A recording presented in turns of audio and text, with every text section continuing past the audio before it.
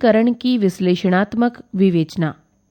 माना कि एक वर्णी प्रकाश स्रोत एस तरंग दैर्ध्य लैम्डा वाली तरंग को उत्सर्जित करता है तथा दो संकीर्ण स्लिट ए एवं बी इससे कुछ दूरी पर रखे गए हैं। स्लिट ए एवं बी स्रोत एस से समान दूरी पर स्थित है तथा कला संबद्ध स्रोत की भांति कार्य कर रहा है। स्लिट ए एवं बी से निकलने वाली तरंगें समान कला में हैं तथा इसके आयाम एवं तरंग दैर्ध्य समान है। माना प्रत्येक तरंग का आयाम a0 है। माना बिंदु P पर पहुंचने वाली दो तरंगों की कला में अंतर फाई है। तब तरंगों को इस प्रकार निरूपित किया जा सकता है। y1 = a0 sin omega t, y2 = a0 sin omega t plus phi. अध्यारोपण सिद्धांत के अनुसार परिणामी तरंग का विस्थापन y इस तरह दिया जाता है। y = y1 + y2 = a0 sin omega t plus a0 sin omega t plus phi a0 sin omega t plus a0 sin omega t cos phi plus a0 cos omega t sin phi, या y = a0 sin omega t 1 + cos phi plus a0 cos omega t sin phi. माना a0 1 + cos phi = r cos theta समीकरण 1 तथा a0 sin phi = r sin theta समीकरण 2। इसलिए y = r sin omega t cos theta plus r cos omega t sin theta, या y = r sin omega t plus theta समीकरण 3। यह r आयाम के सरल आवर्त कंपन का एक समीकरण है। समीकरण 1 व 2 को वर्ग कर जोड़ने पर r² sin² theta plus r² cos² theta = a0² sin² phi plus a0² 1 + cos phi whole square, या r² = a0² sin² phi plus a0² 1 + cos² phi plus 2 cos phi = 2a0² plus 2a0² cos phi = 2a0² 2 cos² फाई/2 plus 1 - 1। इसलिए r² = 2a0² 2 cos² फाई/2 = 4a0² cos² फाई/2, या r = 2a0 cos फाई/2। अतः समीकरण 3 से y = 2a0 cos फाई/2 sin omega t plus theta. किसी बिंदु पर तीव्रता आयाम के वर्ग का समानुपाती होता है। यदि दोनों रेखा छिद्रों में से किसी एक रेखा छिद्र दूसरा छिद्र ढका हुआ से आने वाले प्रकाश के कारण I0 अनुक्रमानुपाती a0²। परिणामी तरंग का आयाम r = 2a0 cos फाई/2 है।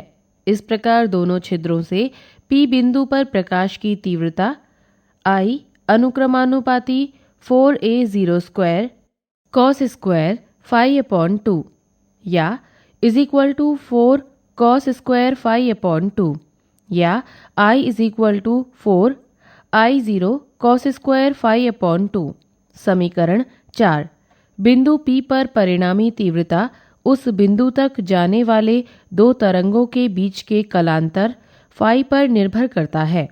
दो तरंगों के अलग अलग आयामों की स्थिति में y1 = a0 sin omega t तथा y2 = b0 sin omega t plus phi. उपर्युक्त की भांति हल करने पर हम पाएंगे r = a0² plus b0² plus 2a0 b0 cos phi. चूँकि परिणामी तीव्रता I परिणामी तरंग के आयाम के वर्ग का समानुपाती होता है। इसलिए I अनुक्रमानुपाती r² या I अनुक्रमानुपाती a0² plus b0² plus 2a0b0 cos phi। संपोषी व्यतिकरण के लिए प्रतिबंध। जब संपोषी व्यतिकरण किसी बिंदु पर घटित होता है तब परिणामी तीव्रता महत्तम होती है। समीकरण 4 से स्पष्ट है कि परिणामी तीव्रता महत्तम 4I0 होगी जब cos स्क्वायर phi/2 = 1 अर्थात cos phi/2 = ±1 या phi/2 = 0, pi, 2 pi, 3 pi and so on, या phi = 0, 2 pi, 4 pi, 6 pi and so on, या phi = n, 2 pi, जहाँ n = 0, 1, 2, 3 and so on। चूंकि लैम्ब्डा पथांतर के संगत कलांतर 2 पाई होता है, इसलिए संपोषी व्यतिकरण के लिए व्यतिकारी तरंगों के बीच पथांतर x = n लैम्ब्डा, जहाँ n = 0, 1, 2, 3 एंड सो ऑन। अतः बिंदु P पर संपोषी व्यतिकरण घटित होगा यदि P बिंदु पर मिलने वाली दोनों तरंगों के मध्य कलांतर 0 या 2 पाई का पूर्ण गुणज हो या पथांतर लैम्ब्डा का पूर्ण गुणज हो। विनाशी व्यतिकरण के लिए प्रतिबंध। जब विनाशी व्यतिकरण किसी बिंदु पर घटित होता है तब उस बिंदु पर परिणामी तीव्रता न्यूनतम होती है।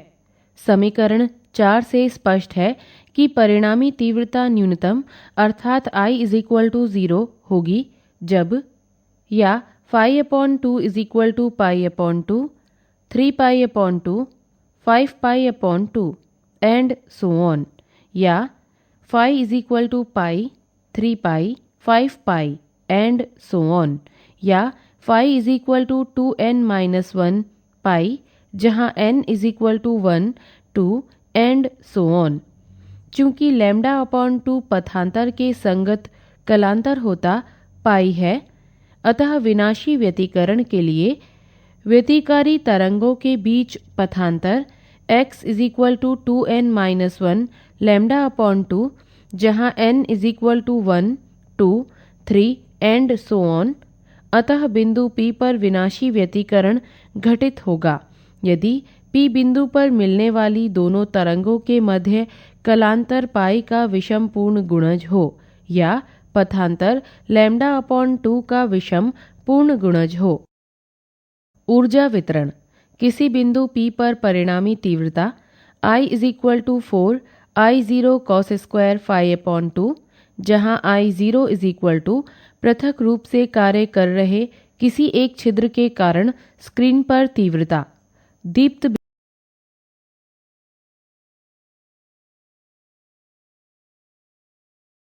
प्रतिपालित व्यतिकरण सस्टेंडेड इंटरफेरेंस के लिए प्रतिबंध। एक स्थिर व्यतिकरण प्रारूप उत्पन्न करने के लिए निम्नलिखित प्रतिबंध पूरी होनी चाहिए। 1. दोनों स्रोत कला संबद्ध होने चाहिए। 2. व्यतिकारी तरंगों का आयाम लगभग समान होना चाहिए, अन्यथा परिणामी व्यतिकरण प्रारूप में चमकीलापन कम होगा। 3. प्रयुक्त प्रकाश एक वर्णी होना चाहिए, अन्यथा विभिन्न रंगों के फ्रिंज अतिव्यापित ओवरलैप हो जाएंगे। 4. दोनों स्रोत एक दूसरे के समीप होने चाहिए, इससे फ्रिंज की चौड़ाई अधिक होगी। 5. दोनों स्रोत संकीर्ण होने चाहिए। 6. दोनों स्रोत के तरंग संतत कॉन्टिन्यूअस रूप से निकलने चाहिए।